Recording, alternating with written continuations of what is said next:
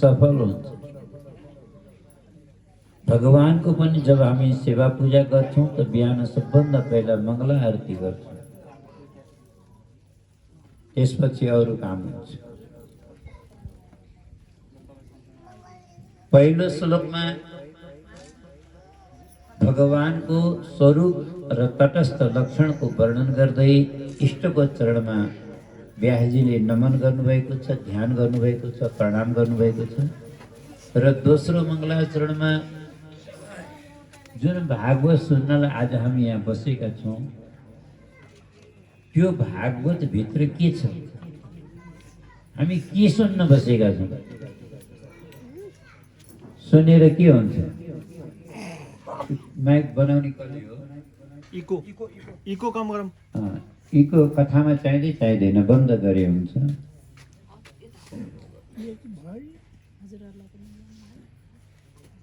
त्यो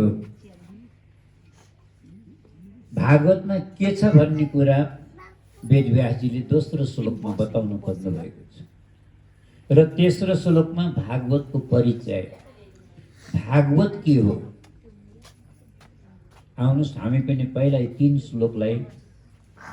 तीन श्लोकको माध्यमले भगवानलाई नमन गर्दै वन्दना गर्दै मङ्गलाचरणको चर्चा गरौँ।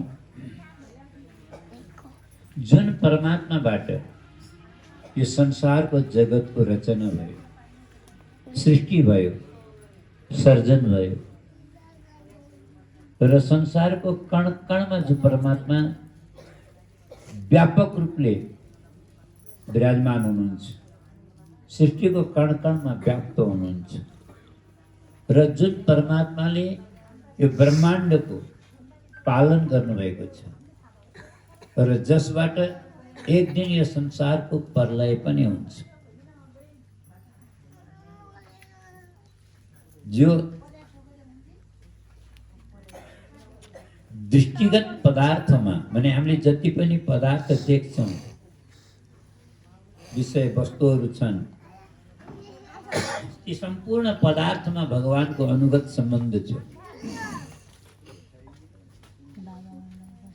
जसका विषयमा ब्रह्मादि ठुला ठुला देवता पनि मोहित हुन्छन्, भगवानलाई बुझ्न सक्दैनन्। जसको सत्ताले यो संसार सत्य छ अथवा सत्यवत प्रतीत भएको छ, जसको तेजले यो प्रकाशित भएको छ, भूत भविष्य वर्तमान तीनों कालमा जो परम सत्य स्वरूप हुनुहुन्छ, यस्ता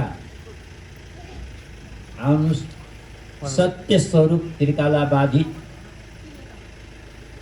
कणकणमा व्यापक सबैका हृदयमा विराजमान सबैका अन्तर्यामी यस्ता जगदीश्वर परमात्मालाई हामी सबैले यो कथाको प्रारम्भमा प्रणाम गरौँ, नमन गरौँ। अब यसलाई धेरै विस्तार नगरिकन म दोस्रो श्लोकमा प्रवेश गर्दैछु। व्यासजीले भन्न खोज्नुको चाहिँ भागवतमा के छ भन्ने कुरा, यो त जसलाई पनि जिज्ञासा हुन सक्छ। भागवतमा के छ र के सुन्न हामी बसेका छौँ त यहाँ?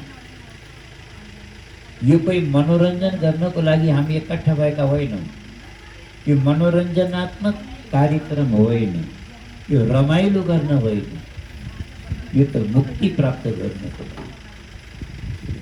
अरे वास्तवमा सत्य के हो र असत्य के हो यो बुझ्नको लागि, जान्नको लागि र आफ्ना पितृहरू पुर्खाहरूलाई पार्नको लागि हामीले यत्रो आयोजन गर्यौँ। यो साधारण कोही केटाकेटीको खेल जस्तो होइन यो। त्यही भएर यो भागवतमा के छ भन्ने कुरा सबैलाई जिज्ञासा हुन सक्छ। व्यासजी भन्नुहुन्छ सन्त जनहरूले जान्ने योग्य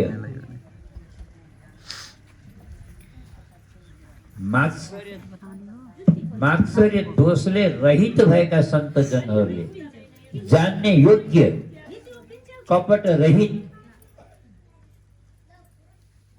निर्मल यो वास्तविक सनातन धर्म हो त्यसको भागवतमा निरूपण छ, व्याख्या छ, विस्तार छ।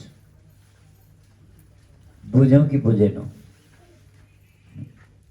शङ्का हुन्छ पहिल्यै शब्दमा, मात्सर्य दोषले रहित भएका भन्नुभयो होइन? बुझ्नु पर्यो कि नहीं? मात्सर्य दोष भनेको के हो? पहिला यही त बुझ्नु पर्यो। मात्सर्य दोषले रहित भएका सन्तजनहरूले, सन्त कसलाई भन्छन्? मात्सर्य दोष कसलाई भन्छन्? मात्सर्य दोष नभएका सन्त कस्ता हुन्छन्?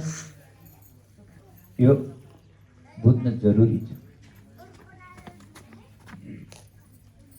तुलसीदासजीले त सजिलो एउटा चौपाइमा भनिदिनु हो, सानो एउटा कवितामा भनिदिनु हो, ऊंच निवास नीच कर्तुती और देख न सकई पराई विभूति।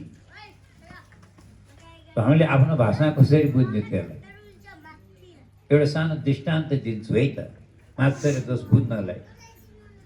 एकजना गरिब मान्छे रहेछ, जसलाई खाना लाउन पनि धौ दुःख गाह्रो छ, परिवार पाल्न, पेट पाल्न बहुत समस्या छ। त्यो व्यक्तिले के सोचेछ, कसरी धनी हुने हो? उसलाई दुःख गरेर कर्मैसँग धनी हुने इच्छा छैन, उसलाई एकैचोटि धनी हुने इच्छा छ। एकैचोटि धनी हुन त 2 नम्बरको काम गर्नुपर्छ होइन र? विचार गर्नु हो कि होइन? परिश्रम गरेर धनी हुन त टाइम लाग्छ कि होइन? अच्छा, एउटा कुरा। अर्को कुरा, जसको मनमा सन्तुष्टि छैन, सन्तोष छैन, त्यो व्यक्ति धनी भएर पनि के काम लाग्यो? किन? सन्तोष पैसा आएर हुने होइन, थाहा छ? सन्तोष भनेको एउटा स्वभाव हो। कोही गरिब पनि सन्तोष हुन्छ, सन्तुष्ट हुन्छ, हो कि होइन भन्नु? साँच्चै भन्यो भने अमिर भन्दा बरु गरिबै मस्त रहन्छ। उसलाई 2 दिनको खाना घरमा छ भनेदेखि ऊ आनन्द मस्त छ। उसलाई केही चाहिँ 2 दिनलाई छँदैछ, त्यसरी पनि देखाइजाला बस्छ। यो जति हुने खाने छ नि, तिनी मान्छे कहिल्यै सन्तुष्ट हुँदैन, हो कि होइन भन्नु त? साँच्चै भन्यो भने जति ठुल्ठुलो घोटाला छ त्यो गरिबले गर्छ कि अमिरले गर्छ? गरिबले कहिले गर्छ? गरिबले त्यति ठुलो कुरा सोच्नै सक्दैन, उसले पाए पनि पचाउन सक्दिन भन्छ बरु है। उसलाई थोरैमा पनि सन्तोष हुन्छ।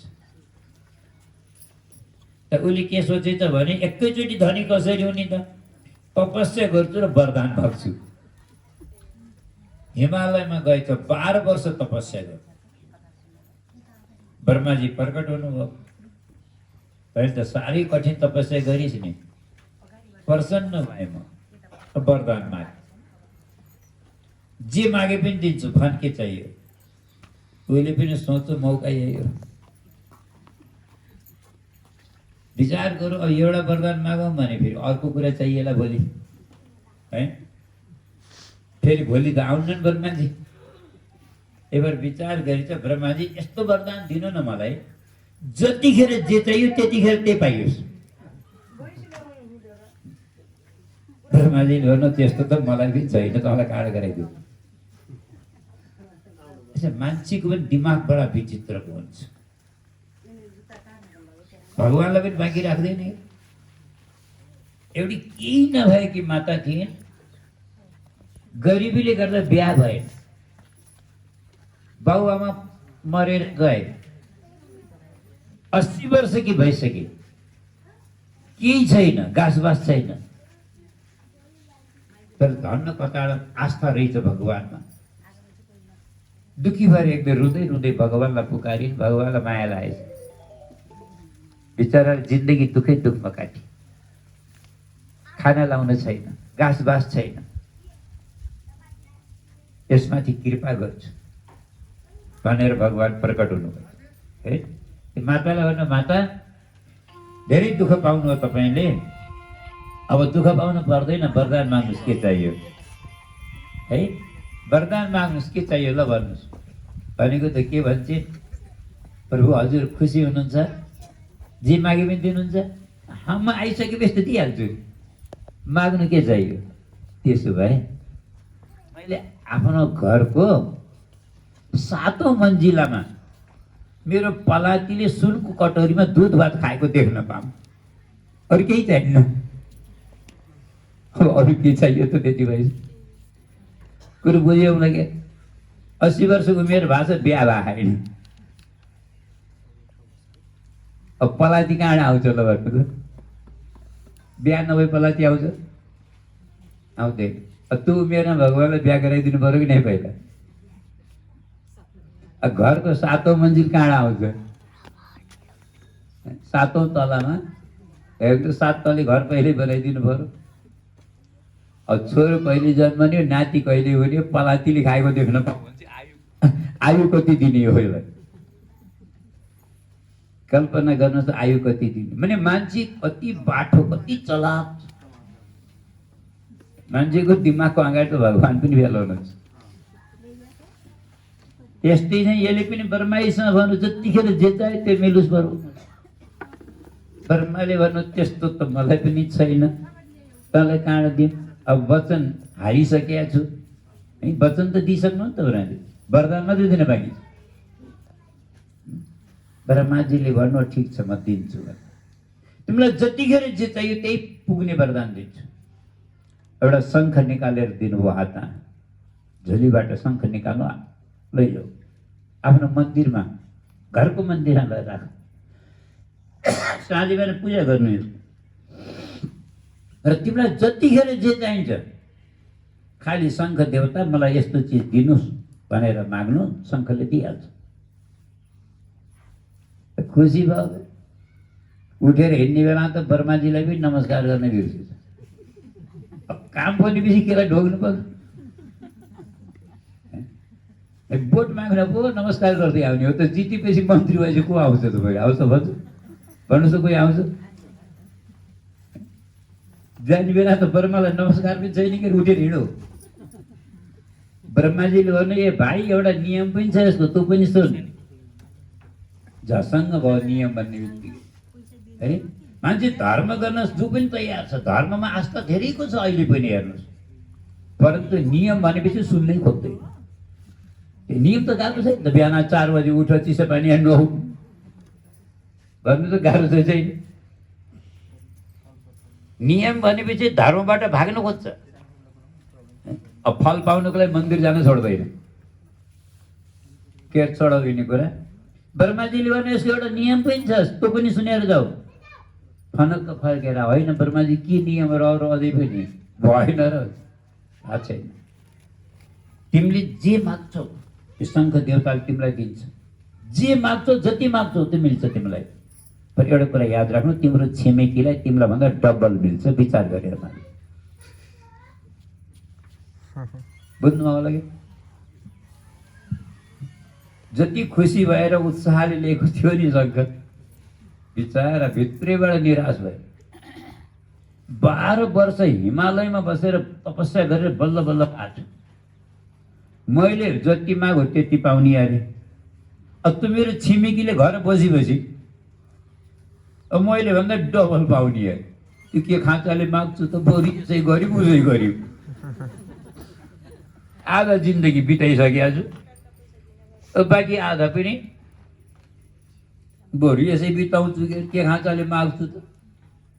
घर शङ्ख राखेको छ, पूजा पनि गर्छ, तर माग्न सक्दैन। थाहा छ किन सक्दैन? बस उसलाई डर छ छिमेकी म भन्दा।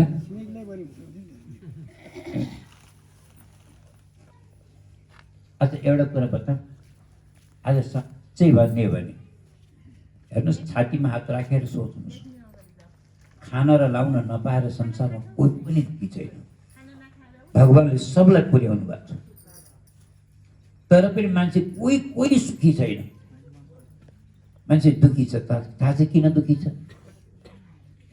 छिमेकीको घर हेरे। छिमेकीको घर गाडी आउँछ, उसलाई सोध्छ मेरो घर साइकल पनि छैन, तँ पापीका भन्नु त हो कि होइन? आज मान्छे अर्कालाई देखेर दुःखी छ। किन धनी भयो? मसँग के कमी थियो र? भगवानले मलाई किन हेरेन? म किन त्यस्तो बराबर हुन सकिनँ?